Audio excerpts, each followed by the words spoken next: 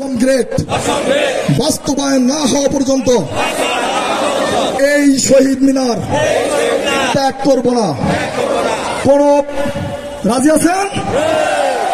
এবং কোন আলাপন নয়, আমরা চাই প্রজ্ঞাপন।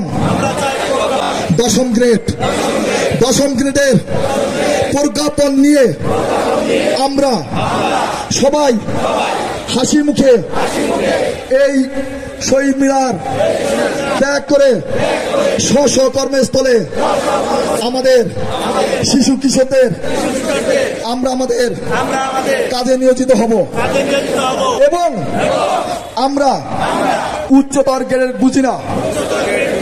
আমাদের 3টি টাইম স্কেল দেবেন অথবা আমাদের এই উচ্চতর গ্রেড যেটা বলছেন সেটা আমাদের দেবেন এবং শতভাগ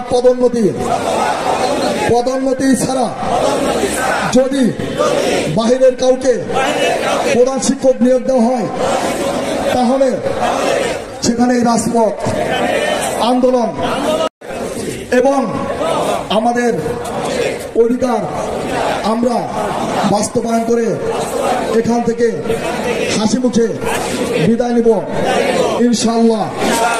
4 সংগঠন 11 সংগঠন মোট 15টি সংগঠন আজকে এখানে ঐক্যবদ্ধ।